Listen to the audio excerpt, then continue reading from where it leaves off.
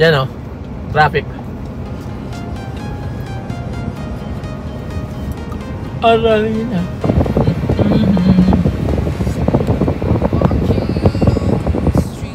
Kahit sa kabilang linya, traffic din. Mamaya mga kapogi, mamit ko mag-meet kami ng aking pastor. Ang gwapo, napakagwapong pastor. Pastor ng aming church.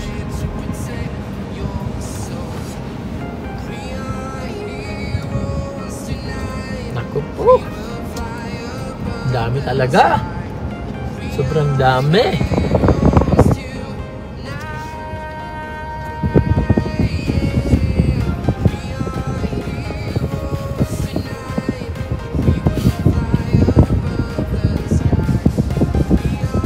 Ay ay ay la la la la la ta ta ta ta ta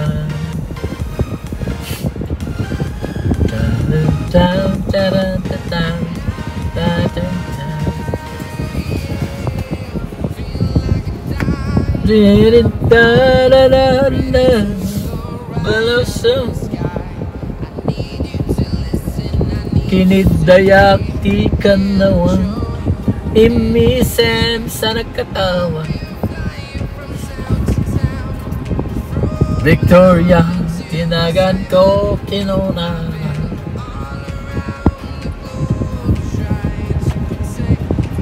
na minsan nagpasyara kay Balayda ninanang natin na nakasarita asasya kan outlet awanin ni Victoria intaray lalaki gano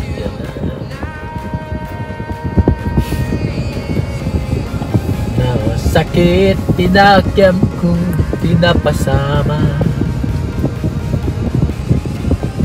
binanggit ko tinagiro tiara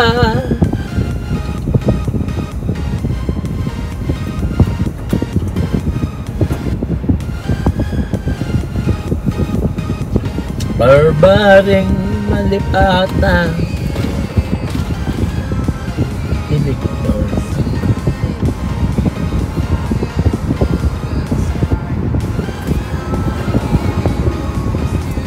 ayos tayo mga kapogi yan na oh bagal ng usad ng sasakyan nasa fast lane pa kami ha fast lane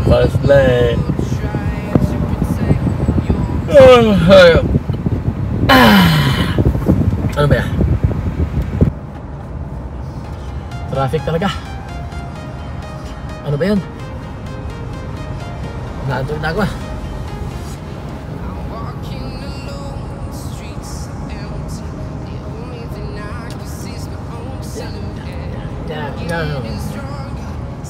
saya dito yung takyak ko dito yung sikok joints ito yung muscle joints na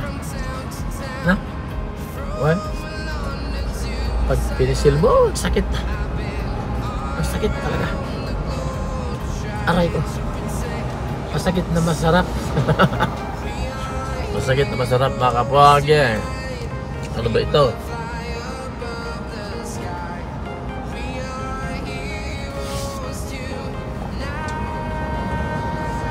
ina-chow-chowing gawa ko mga kapogi para ano kasi antokin ako para di ako ay naantok na naman ako ha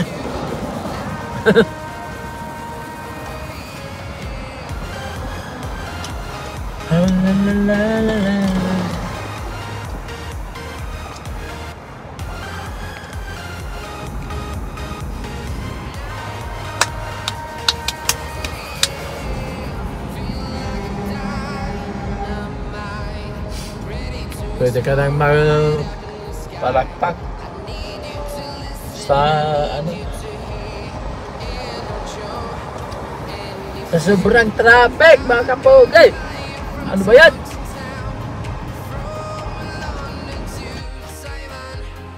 Ayun mga kapogi, biyahe na tayo. Ang haba ng biyahe, mahigit 1 oras. Ang haba ng traffic mga kapogi. Ngayon nandito tayo sa Kwan. Nakapark na tayo at napunta tayo sa Kwan. Bibili tayo ng kape. Bibili natin ng kape ng kamit po. Pinakagwapo. Makikita nyo mamaya.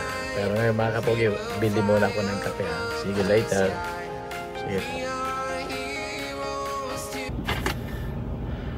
Diyan ako bibili ng Kwan.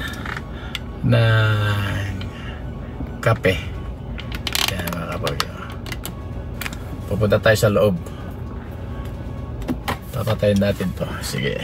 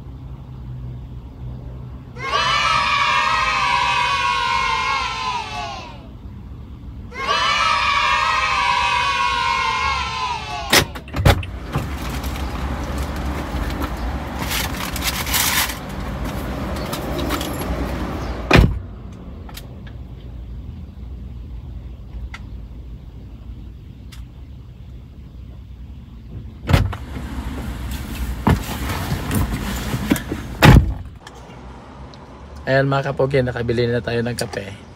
At ngayon ay pupuntahan na natin yung ano, kasama. Let's go. Let's go mga kapogi.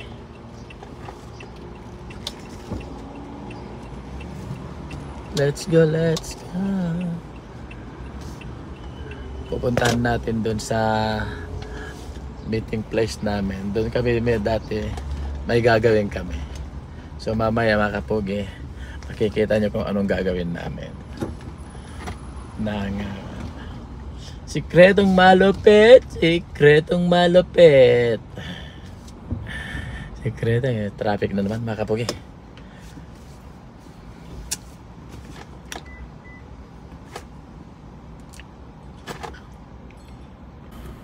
Yan o. Yan o. Traffic. Ganitong oras. Busy hour. Busy hour.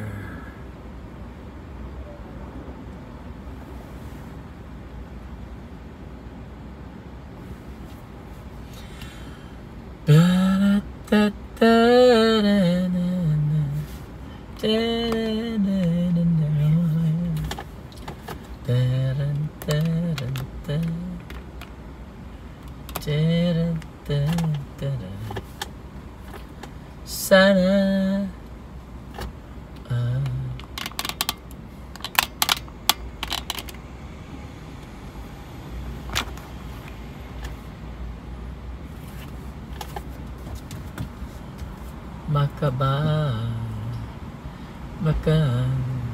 wala, hindi pinagbibigyan yung nasa harap.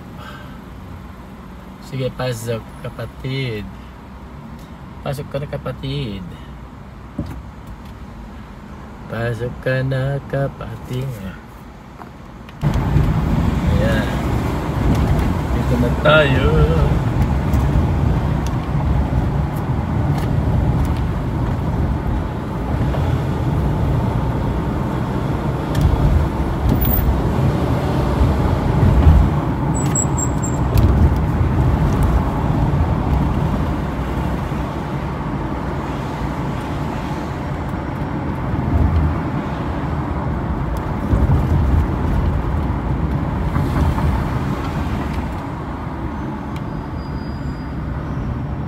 stop ulit.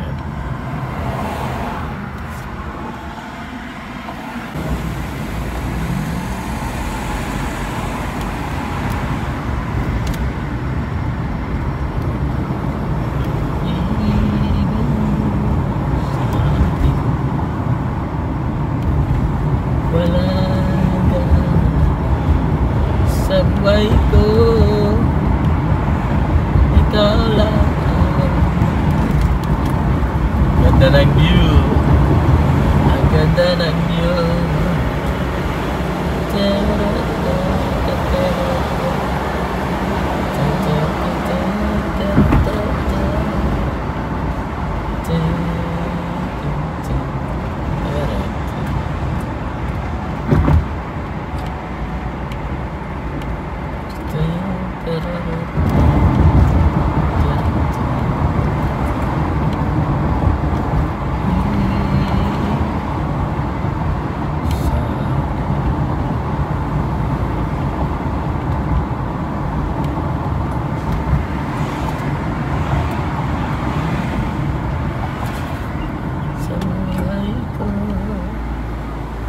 Ikaw lang.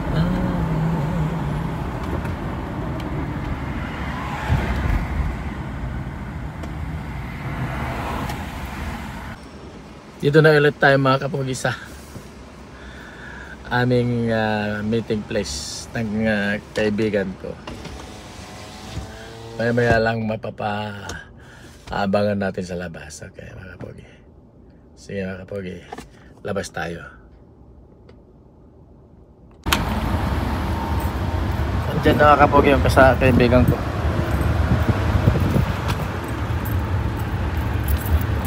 Okay, right? Hindi yung hindi yung nakakapag yung kasama ko naglalakad.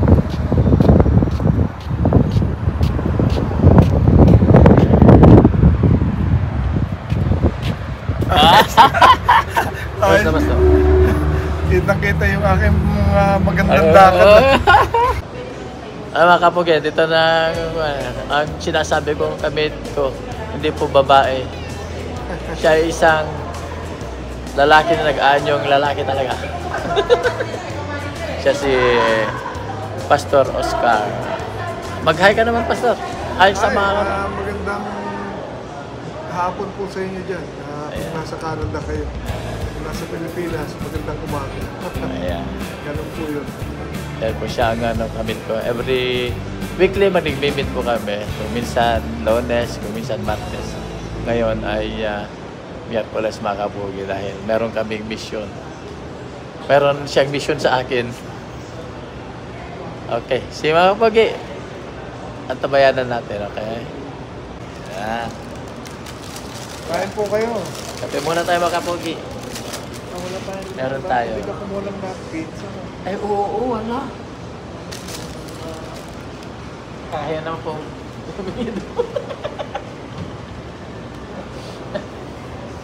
wala kami, hindi kami nagkahahan. Okay, napapuntahan. Kaya na po, sa pagi meron siya. Father, thank you Lord for this blessing. We pray that plant this and give all that this will give nourishment to our body. Amen, Lord. Thank you for everything that you have done in us. And Yes. thank you for the safe travel, for bringing us together to study your word. All glory and honor belongs to you. In Jesus' name we pray. Amen. Ayan mo tayo mga kapugi dahil may gagawin kami.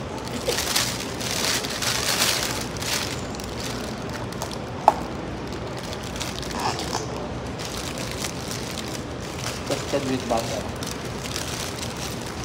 I am here, Matthew. Opo.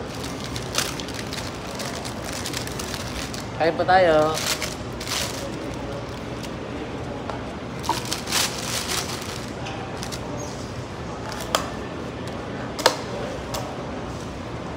Tinanong ko rin yung Father's Day sa Toronto kasi maraming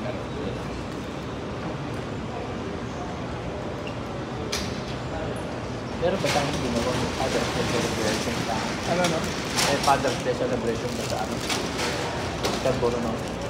Meron din Ay, oo. Meron. Di, no? Yung coming Sunday, Hindi, third Sunday ng pa. June. Yung nag-message si Bea sa akin. Pero live kasi yun.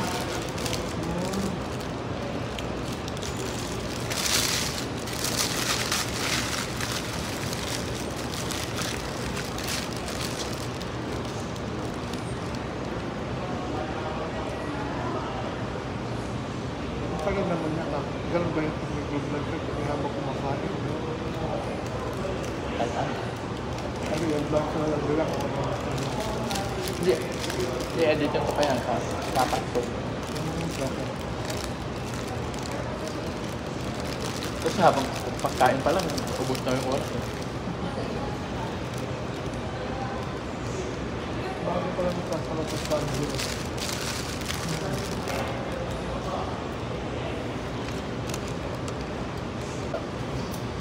Tapos na kaming kumain mga kapag. Kape na lang. Toast tayo, Pastor. Toast tayo. Okay. Dalawa lang kami, one on one. Ito po yung ginagawa namin kada Wednesday. Minsan po ginagawa namin ng Monday. Yeah. Nag-aaral po kami ng salita ng Diyos. Yan ang pampalakas namin eh. Kaya patuloy Yes, ang aming paghayo at pagkilos ng maayos sa kanyang kalakasan. Sa inyo dyan, kamusta kayong lahat? How are you? It's just our prayer that you can join us today. And we are studying the book of Acts actually, as you can see dun sa ating monitor. Yung book of Acts ang aming pinag-aaralan ngayon. We will be studying chapter 6 from verse 1 to 5 and from chapter 7 from chapter 1 verse 1 to 8. So yan po yung aming ginagawa at ang pag-aaral po namin book by book. Natapos po namin yung Nehemiah and we learn about leadership na I know will help us and will help others pagdating ng panahon na Amen. Na tayo tawagan ng Panginoon upang maglingkod sa Kanya. At ito po sa ngayon, mag-umpisa po kami sa aming pag-aaral at join niyo po kami, sumama po kayo sa amin at ano man po yung aming matutunan, hopefully it is our prayer na matutunan din po ninyo. Dito po sa aming venue ni Kuya Orly, ito po'y dating mall na napaka-busy. Ngayon po wala na. Kami na lang po ang laman nito eh. Kaya dito po kami nag-aaral ng salita ng Diyos. At join po kayo and God bless you. Yeah. Kaya magsisimula na po kami mag-aral ni Pastor. At sinabi niya, pag-aaralan namin ay Book of Acts. So samahan nyo kami mga kapugi ha. Huwag kayong aalis dyan.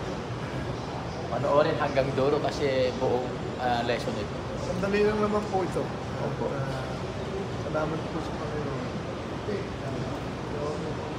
Acts chapter 6, the complaints against the Hebrews by the Hellenists. You remember last time na pinag-aralan natin chapter 5 ng Acts, book of Acts. What we have there is, at the end, sila yung nagsama-sama sila ng dahil nagkaroon sila ng mga problema at yung iba ay talagang kailangan nila ng tulong. Kaya lahat ng kanilang pera pinagsama-sama nila para makatulong dun sa mga nangangailangan. Ngayon nga, patuloy ang problema. Alam ko, ang maganda po dito na ang Book of Acts po kasi napakagandang libro na kung saan nakikita po natin na in action po palagi ang Panginoon sa pagtulong sa mga kapatid o sa ating mga mananampalataya. So ngayon po, ito na po kami sa Acts chapter 6.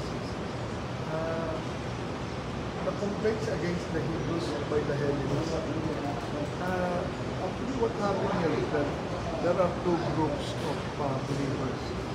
One is actually what they call yung mga Hellenistic, and the other one is Hebraic. Yung Hebraic Jews sila yung mga Jew na tumanggap na rin sa Panginoon. Naniwala sila sa Panginoon.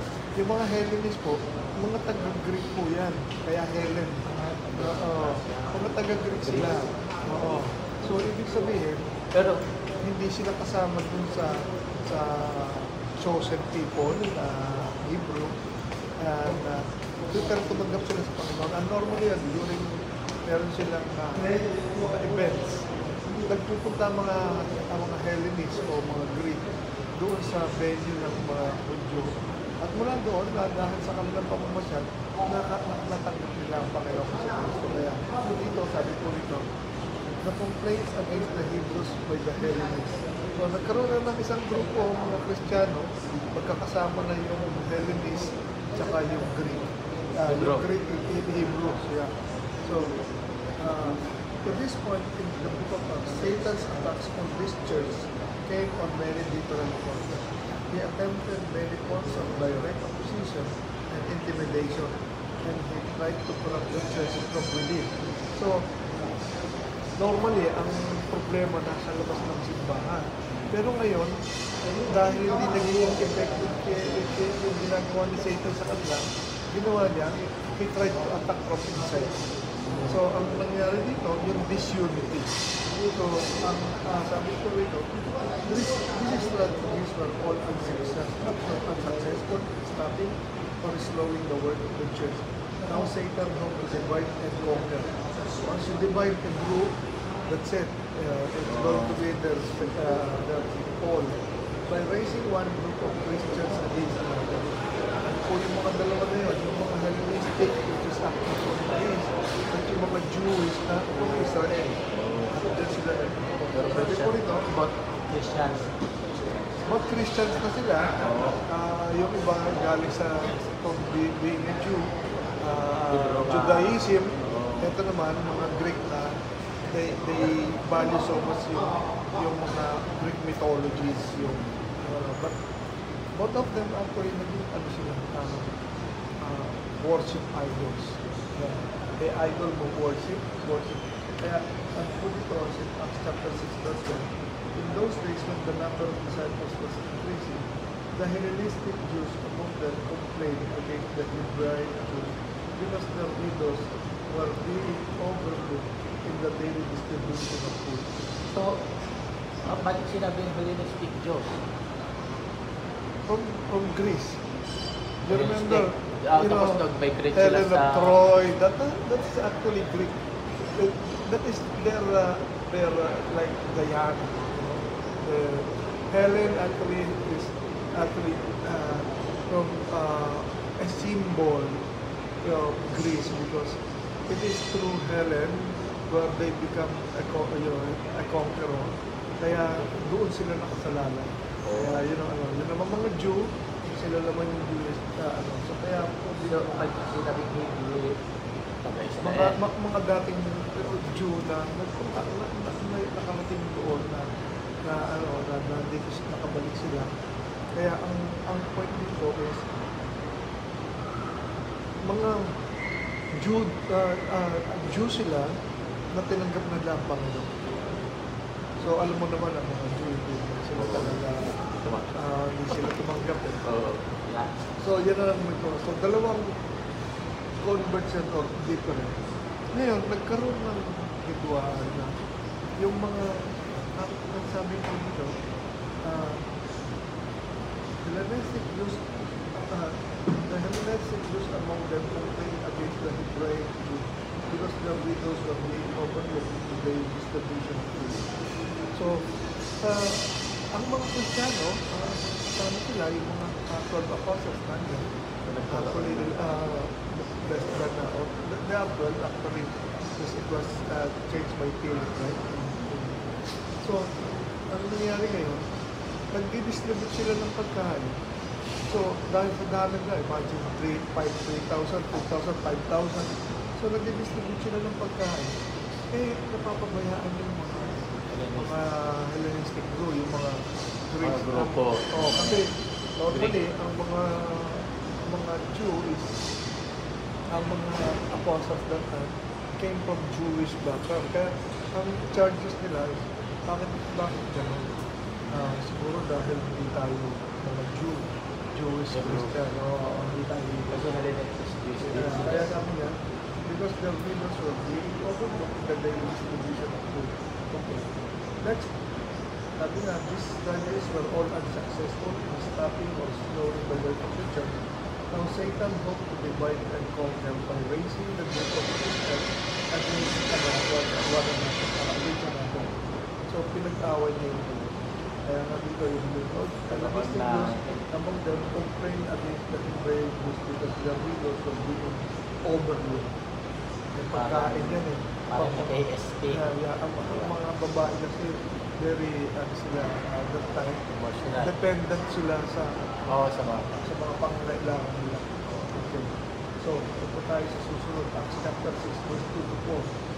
Sabi po ito, so the 12 brothers called the disciples together and said, so the 5 disciples, 12 apostles, it would not be right for us to neglect the ministry of the word of God in order to wait on the tables. Brothers and sisters, choose 7 men from among you who are known to be full of spirit and wisdom. We will turn this responsibility over to them and we will give our attention to the prayer and ministry of the word. So, meaning to say, pagdating sa word of God, yun ang kanilang yung apostles. And of course, yan yung mga, we could say, elders. And dahil yung mga, actually, hindi lang to pagkain eh. It's more of administration eh. So, ang nangyari nito, some believe that this evidence of superior attitude among the 12, that they consider themselves above such work. This was probably not so, and they were wise in delegating this responsibility. God did not call these apostles to be everything for the church. God has and will raise up others to serve in other ways. So, ang ano po natin, nagsalita si Peter, the brothers and sisters, choose 7 men from among you who will know to be full of spirit and wisdom, and we will turn this responsibility over to them and will gain our attention to the prayer and the ministry of the word. Kaya sabi nga, yung mga physical words na ito, andyan nagpapasa yung mga deacons.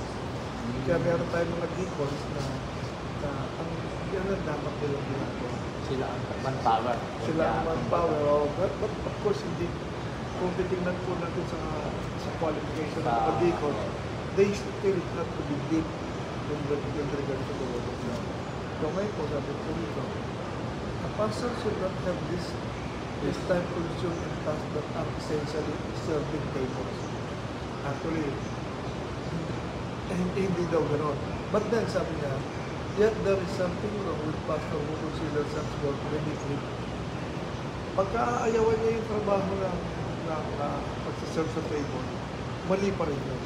Pero talagang hindi siya, ang trabaho niya talaga is really the word of God. Hindi siya obligado, pero kung kailangan at hindi niya gagawin, ay wrong pa rin. Doon, tama po yun. Understood. Okay. This didn't concern the actual serving of food and cleaning of dining tables for the street windows. This is which of handling the practical administration of financial and practical details relevant to caring for the widows. So, ito sabihin, yung kanilang main work actually ng mga tutors is more of administration. Yung mga workers, it's part of kumbaga sila ang mga team lead. Sila ang team leader, yung ang trabaho Every group, gano'n, di ba? Sila yung mga administration, sila yung mga mamibili, sila yung mga... Pero ang nangyayari dito, yung deacon parang pastor na rin. Ang nangyayari. yung pastor nagiging deacon na rin. Siya na rin lahat. Kasi pastor, ikaw naman ang libre. Okay lang yun, but then it's not supposed to be that way. Kasi ang pastor focus siya sa word of God. But then, kung kailangan niyang mamili, kung kailangan niyang mag-serve ng then there is no problem. Tulad ng ginagawa ni Pastor Romanet, siya minsan nag-power, di ba? Mag-serve mo, especially nung nagsisimula tayo. Yeah, actually, kaya nga, kung titignan natin kay Pastor Romanet, ganun lang siya. They distribute the preaching from among.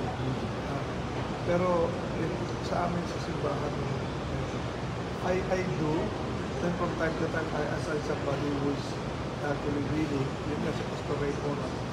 Hanggang sa nung na-train siya, nagtayo kami dito sa Scarborough. Siya na naka-assign. Siya ngayon ang na-assign. Pero meron kami mga deacons. Sa mga deacons sila yung gumagawa ng payroll, sila yung gumagawa ng accounting. So, ibig sabihin siya, sila ang mga elders. Dito. Iba yung elders. Ang elders actually is sa word. Yung mga deacons, sila yung mga practical. Sa GIA kasi, yung mga elders, sila na lang interest sa mga finance. Actually, hindi dapat yan. So, dapat meron pa rin deacons Dapat talaga. Okay lang na kung ginagawa nila yun dahil walang gumagawa. Wala Pero kasi. dapat ang structure, Meron. talagang naka-assign Pastor, Kaya, elders, kung deacons. hindi sila makapansan for some reason, then the pastor or the elders can help. Yun ang advice ko yun. Pero, ang biblical concept talaga, ang biblical idea or what we can say, biblical teaching is dapat yun, wala yun sa mga minister of the word and ministry of the works. Kasi nandun saan ba yun? Sa Timothy ba yun? Yung about elders, deacons, ang qualifications. Second Timothy. Diba? Nandun yun, ang qualification. Okay, so sabi niya, this didn't concern the actual serving of food and cleaning of dining tables, but it's part of it. Then this speaks of handling of practical administration of the financial and practical details relevant to caring for the widows. So remember, pagkain para sa 5,000 people doon. Tingnan mo kung paano nila aayusin yung finances nila. Malaking trabaho yun. Yun ang Deacons. yeah. And then there, the table at that time meant a place where a money changer did his collecting or exchanging of money. The deacons were elected to oversee the distribution of monies and provisions of the needy among the fellowship. Yun ang sinasabi. Paano iaalat yung mga ano ito? Ito yung mga Hellenistic, ito yung pagkain na, ito yung gastos na. So sila ang Kasi nga, dahil binenta nila yung mga kanilang mga gamit, yung mga melda, pinagsama-sama nila yung sama-sama, pero Tapos i-distribute yung according pera, to their needs. i-distribute equally kung ano wala. May kaso na napapabayaan yung mga Hellenistic. Siyempre, mayroon kasi parang majority, di ba? Ang sabi niya, brothers and sisters, choose seven men of the Jews who are known to be full of spirit and wisdom. Can you imagine that one? That is the quality. We will turn this responsibility over to them and will give our attention to prayer and the ministry of the Lord. Kunti lang ito lang. Ito lang yung pinili ko lang yung time na yun. Pero siguro, marami silang mga workers. At saka gradually siguro nag-increase Pero naman. 5,000 tapos ito lang yung natira yun. Kasi punta ka sa sa Old Testament, di ba? Pero ang time na yun, may laptop kasi. Tablet po. Kamo, di ba? May tablet na sila. Pero sabi din sa Old Testament, di ba? Printed sa tablet. Yung tablet. Kaya technically, yung Ten Commandments sa tablet. Tablet. Ngayon, laptop. So, the selection of deacons. The Jews Yan lang sinasabi mo. Basta na. The Jews and consecrate those Jews who have become Jesus' followers, who live in the countries and territories with more Romans and Greeks and called Hellenists. The prefix Hellenist means Greece. The Hellenist Jews spoke more of Greek than Aramaic. There were, in Aramaic, another group of other people. There were so many Hellenist Jews in Jerusalem that people traveling from different territories had their own synagogue. Actually, yung mga Hellenist na Christian, they are the ones that was first called as Gentile. Wala sila dun sa promise sa chosen people. Wala sila doon, pero Sila ang first Gentiles talaga. Greek, di ba? sabi niya dito, the Jewish followers of they are naturally really knew their own widows and provided for them. But they didn't necessarily know the widow from other synagogues. So the Hellenist widows didn't always get what they needed. When the apostles learned this, they appoint 7 men and take charge of this church tell you, one of these men is Stephen. So, ibig sabihin yung seven na dyan, sinasabi dyan, is it intended for the Hellenists or the Hindi, whole? for the whole. Oh. For the whole yun. Pero kung titingnan mo yung mga pangalan na binigay nila, they are actually from the Jew. Jew, from Greece. Kasi Yeah. sabi niyo, They choose Steve even dito, from the Greek ang mga pinili. They were more Romans and Greeks were called Romans and Greeks pala. Yeah. So, they are, So dito, kung titingnan mo yung mga pangalan, they chose Peter, Evan, full of faith, and the Holy Spirit also Philip, Procoro, Nicanor, Simon, Parthenia, Nicholas from Antioch, a convert of Judaism. From Judaism, convert to Judaism. sa Christianity. Christianity lagi. Ang Judaism, mga Budyo. Oh, John. Yan ang ano. They presented this man to the apostles to pray and lay their hands on them. So the word of God started to read them. Yeah. So the word of God spread, the number of disciples in Jerusalem spread.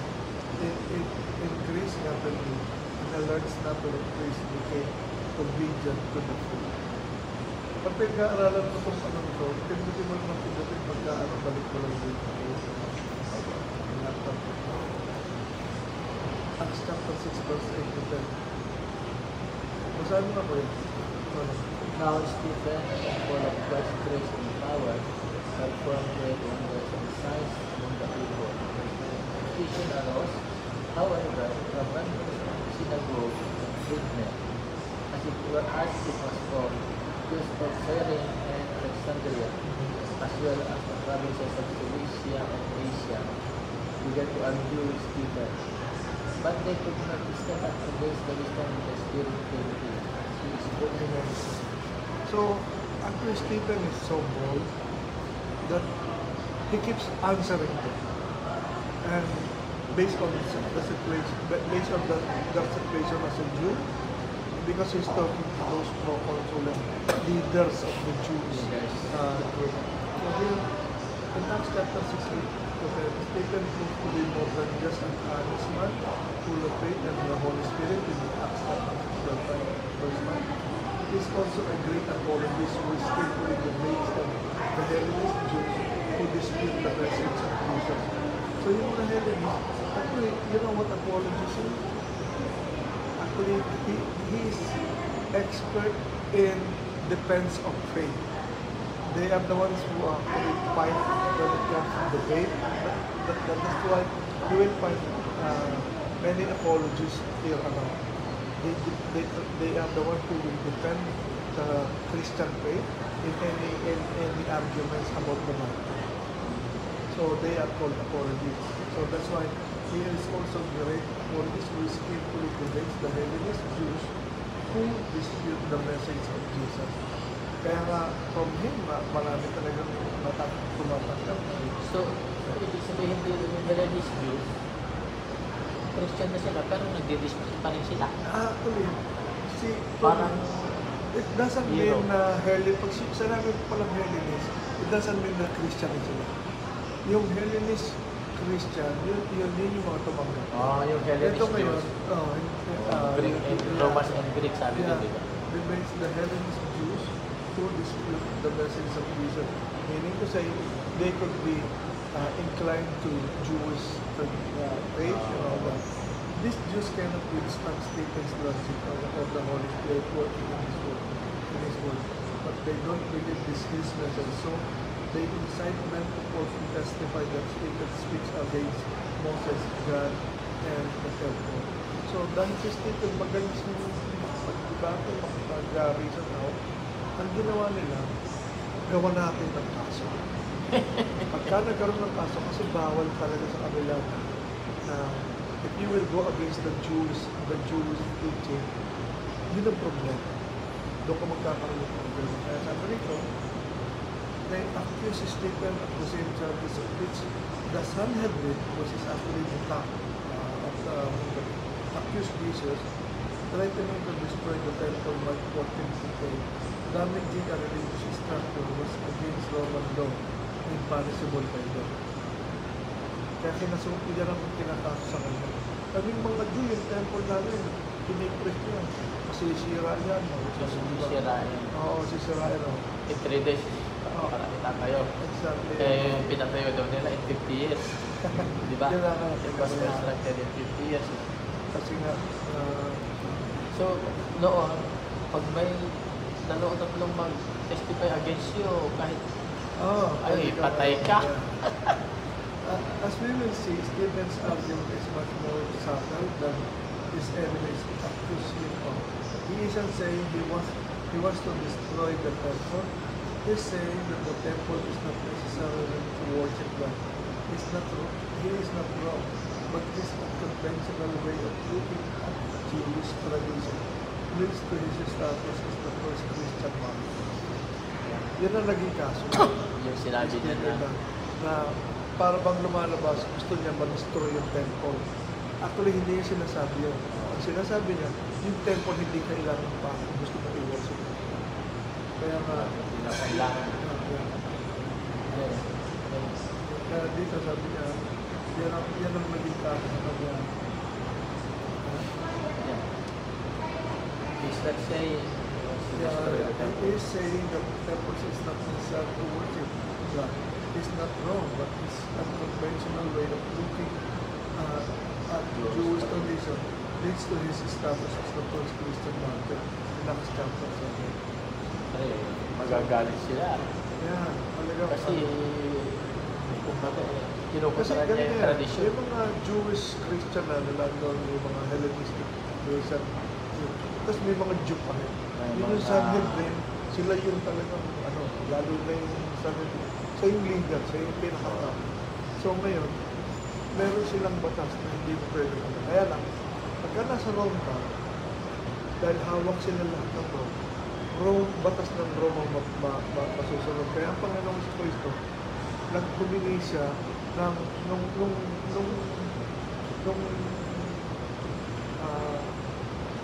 St. Paul pala, nung nililitas siya sa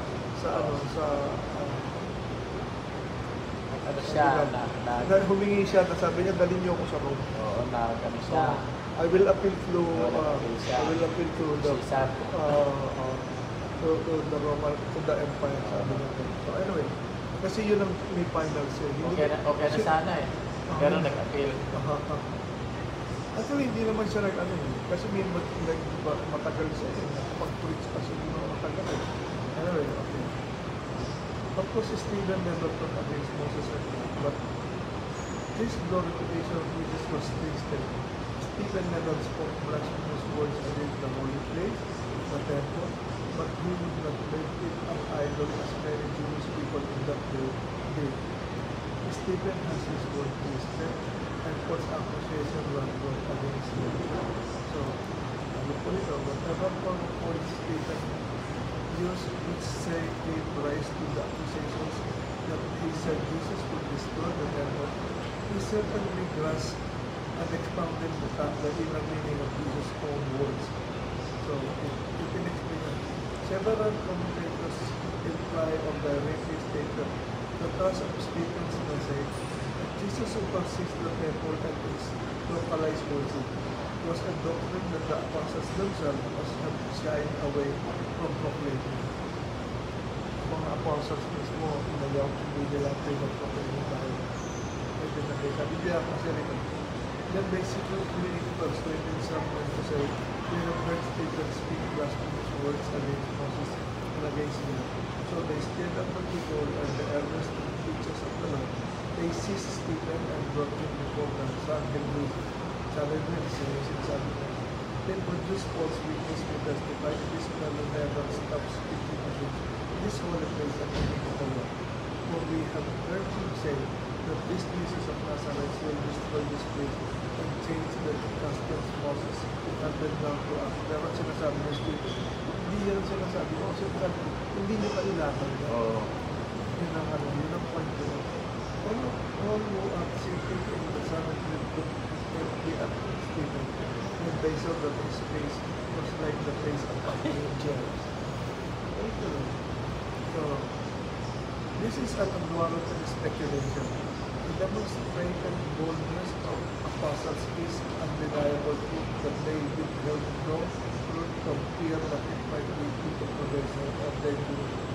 Kaya so ngayon, the church appointment of this 7 men had far-reaching consequences. In essence, the great struggle had begun. The Jews always looked at themselves as the chosen people, but they have interpreted chosen in the wrong way, regarding themselves as chosen, expecting grace and believing that God had no use for mine or any other nation. At their worst, they declared that God had created the Gentiles to be fuel for the fire's hell. Mga Gentiles na panggatong sa at their madness, they believed that someday the Gentiles would become their servants. And then they were, yung mga Gentiles na magiging servants na. Kasi they are the chosen. Hindi naman sila chosen people, di ba? They never believed that they were chosen for service to bring all men into same relationship with God as they themselves enjoy. Meaning ko sa'yo, hindi mo enjoy mo yan, binigay ng Panginoon yung para sa lahat. Pero nandito kami ngayon, kaya makita natin dito, yan ang pinagtatalunan nila. Sa ating as we conclude chapter 6 yan. And I hope, pag binasa mo kayo yung chapter 6, magkakaroon ka ng magandang idea. Here was the king and of the West. This is not a question of the Gentiles. It is Greek-speaking Jews who are involved, but not one of the 7 has a Jewish name.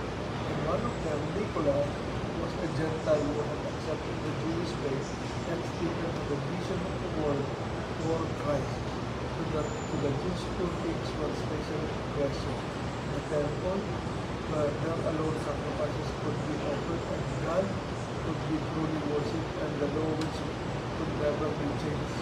Stephen, however, said that the temple must pass away, that the law was but a stage towards the gospel and that Christianity must go out to the whole wide world. None could withstand his argument, and so the Jews resorted to force, and Stephen was arrested, and his career was to be short, but was the first to see that Christianity was not the prerequisite of the Jews, but God's offer to all of them. Kaya tingnan mo yan, kuya, ang Christianity represent sa mga Jews, ayaw nilang pumayag. Kasi ang kanilang thinking, hindi naman kasi yan, kasi talagang kailangan kung ano yung nasa batas. Pero hindi nga mo, wala nga makasunod, kaya dapat na, kaya binili ng Panginoon ang Panginoon sa Kristo. Kaya may picture tayo yan, based on Stephen.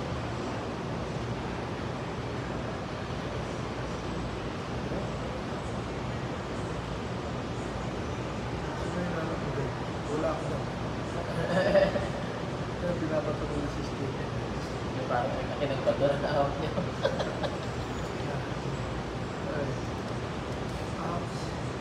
Acts chapter 7, verse 1 to 3. Medyo minamadali ko kuya dahil meron pa tayong so.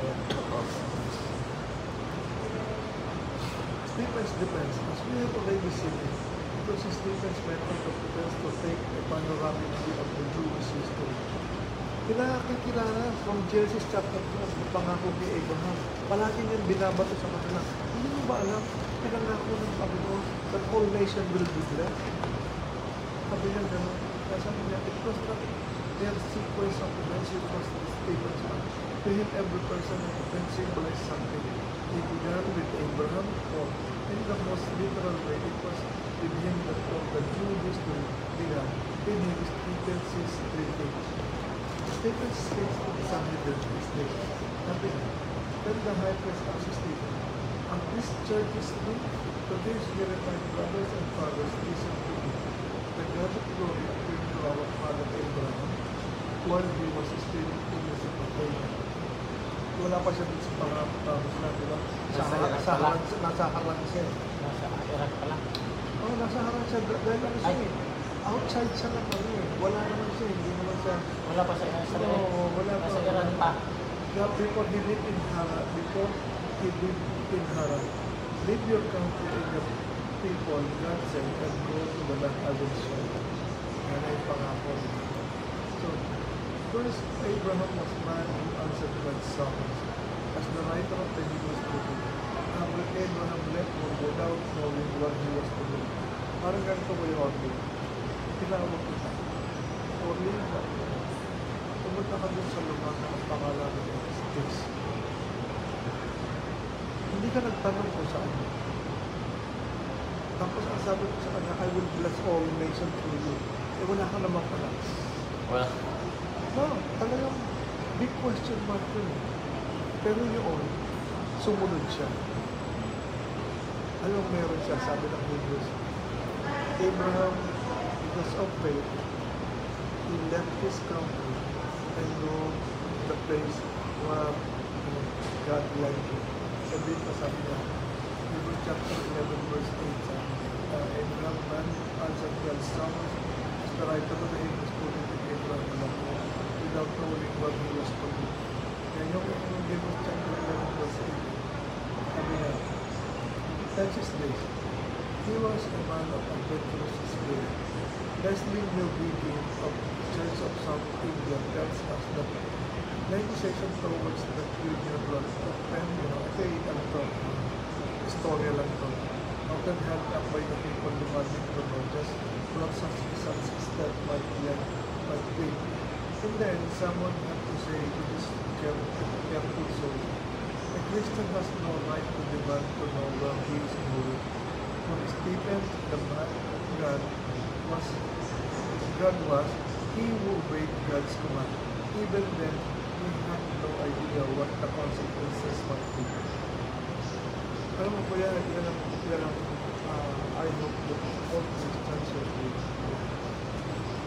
Sinabi ng Lord siya, kung may mga missionary sa Pilipinas, hindi, dito hindi. Ano mga kakainin natin ng mga no, di ba? Sa tayo kukuha ng dito, ay Cathay Pacific na lang. Hindi, ang WestJet, nag-i-strike yung Cathay. You see, sometimes it hurts how we plan for formation. Hindi natin pinag-pray na dapat natin po ano yung mga to prepare God to prepare the heart. Puro logistics tayo na everything. Kailangan yung mga logistics within the difference at ayusin nyo lahat because we will devote ourselves to prayer and how we will share the word. Ganun po yung mission. So, ito pwede ko siyang i-share din. Sabi niya, for Stephen naman, God was he who obeyed God's command even when he had no idea what the consequences would be. And next is, Abraham was a man of faith. He did not know what he was going, but he believed that under God's guidance, the best was yet to be. Even when he had no children and when he remained days being, it seemed impossible that he ever should have any. He believed that someday his descendants would inherit the land God had promised him. Said, this land, the son, that will be like, your descendant. Then the high priest asked Stephen, "At this charges me?" To this he replied, "Brothers and fathers, listen to me. The God of glory appeared to our father Abraham while he was still in Mesopotamia, before he lived in Haran. Leave your country and your people. Go, said, and go to the land I will show you." So, Abraham was a man of hope. To the end of the day, he never saw the promises fully fulfilled, but he never doubted that it would be. Eventually, yung mga anak na sa so Stephen represents the Jews with the picture of an adventurous life, ever ready to answer God's summons in contrast to their desire to cling to the past. Ano ko yan? Bakit nahilig ako balikan ng pag-aralan ng Old Testament because of previous war. yung Hebrews 11, parang yung Faith. flashback ng Old Testament. Kasi by faith, hindi kala natin ang faith ngayon lang. But by faith, noong pa lang kumikilos, parang ganito. Ang mga Old Testament saints, they look forward to the Word of God. Na alam nila mangyayari yun, pero hindi nila nakita. Ngayon, nung dumating ng Panginoon, kita na yun. Ngayon tayo naman, we look back to Jesus. Sila noon, hinihintay nila si Jesus, hindi nila nakita. Pero in their heart, sabi gano'n, it is by, even though they do not see Him, but in faith nila na. Hindi, buo sa heart natin na yung mangyayari. Kaya lang ang sinasabi sa Biblia, yung nasa puso natin ang importante. Hindi yung mga natutunan natin. Gamit yan. Anyway, so yun po, again, Stephen's faith.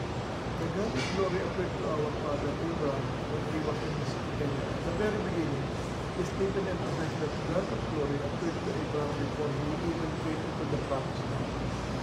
Paulit-ulit siya yan, ano? Then sabi niya, God said this to Abraham when he was in his kingdom. Yet Stephen explained that Abraham did not immediately go to Canaan. He dwelt in Haran. So, bumiyahe siya, tapos nag-stay siya sa Haran. And he did not immediately leave his relatives. His father came with him to Haran. Then later on, God gave him no inheritance, no child. Abraham was promised both of the land and the descendant, but had no outward proof of either. He could only trust God for the fulfillment of his life. Wala kang anak. Mas pinapangako mo, siya'y magiging father of all nations. Diba? Posible. Yeah, so yun ang Pag parinig natin ngayon, posible. Pero kung because of his faith. imposible pa naman sa kanya yun. Hindi, pero because of his faith. Yeah, because of his faith na gawin. Sumunod siya. Dapat ganun tayo sa ating panahon. Ganun yan eh, parang ganito. Kasi, alam mo, minsan sakit sabihin. Pero, ang mga leaders ng church, umaasa sa pera. Pero, Diba? Kailangan natin ganito, mag-raise tayo ng funds, ganito, ganito. Tapos, pagdating sa prayer meeting, tatlo, anak na naman. sila, diba? Ganun talaga na. Kasi, before kasi, iba ang sitwasyon at ekonomiya before. Pareho ang Diyos natin. Pero iba ang sitwasyon ng ekonomiya before at ngayon. So, sometimes, Kaya wala silang pera. Sila Abraham, wala silang dalang pera, wala silang. Basta sinabi ng Panginoon pumunta. Maraming lifestyle. Ha? Maraming lifestyle. Maraming alam. Kaya hindi yun ang kanilang inaasahan. Yung faith, kasi faith is the evidence of the things that you hope for and the certainty of things that certainty of things that is to come. Ibig sabihin, may pinangako sa iyo ang Panginoon. Hindi man mangyayari, pero sa heart mo, alam mo nangyayari.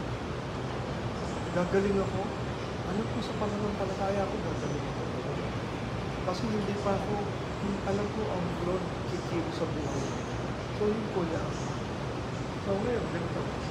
God gave him no inheritance, no child, but Abraham was promised both the land and descendants, but had no outward proof of either. He could only trust God for the fulfillment of these things. Kaya pag sinabi natin, are you worth a living in faith? Let's check ourselves. So, the promise with this Stephen emphasized the relationship with God on the basis of faith and not outward evidence, like a temple or structure of institutional religion and its custom. So, inulit ka lang naman yan actually, hindi nag-aanda. And he gave Abraham the covenant of circumcision, and Abraham became father of Isaac, circumcised 8 days after the birth. Later, Isaac became father of Jacob, and Jacob became the father of Jacob. Alam mo si Isaac at saka si Jacob, alam mo mga Isaac sila yung mga Muslim. Doon galing yung kanilang yung kanilang lineage. Kaya sabi Si ko, Esau ba o si Ismael? si, Ismael. oh, si Isaac and Ismael. Si Isaac, di ba sa wilderness siya? Ay, si Ismael yung ano? si Esau. Si Esau. Esau yung Esau. Di ba tambal yun? Oh. Si Jacob tsaka si Esau. Si Esau, doon ang lineage ni Ismael.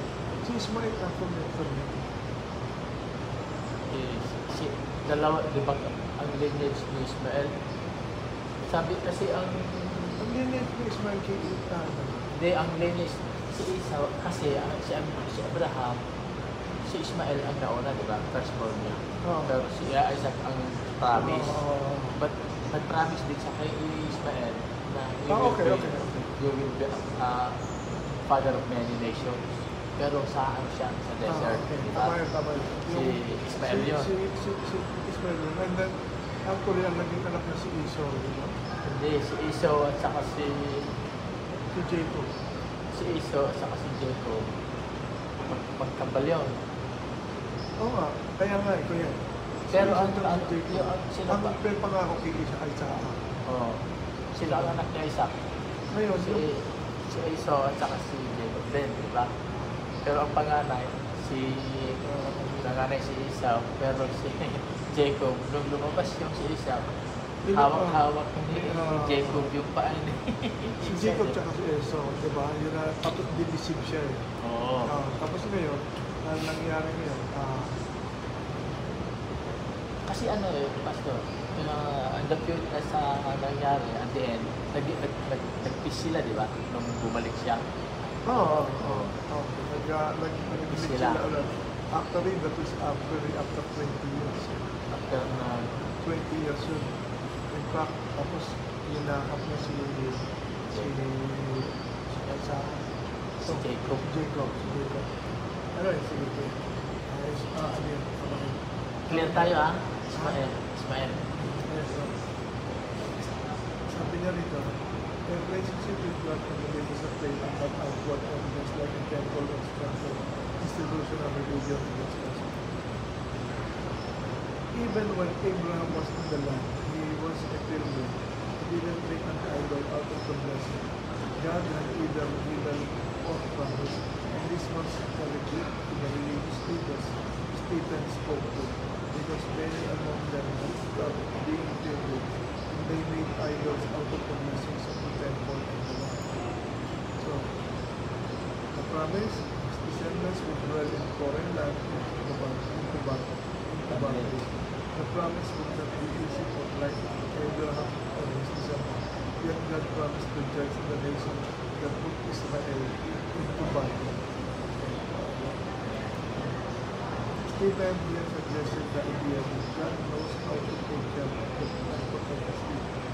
He rested on that assurance himself and challenged the council to have that same assurance. Okay. So nandito yung pinagkita ko. He gave him the covenant of circumcision.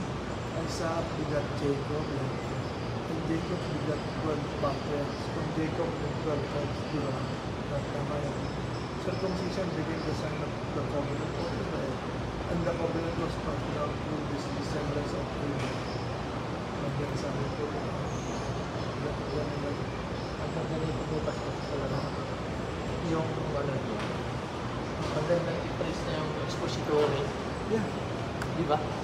Kaya ito kaya, so God spoke to him in this way for 400 years, your descendants will be strangers in the country from the coast, and they will be enslaved to this nation. But I will punish the nation they share as a slave.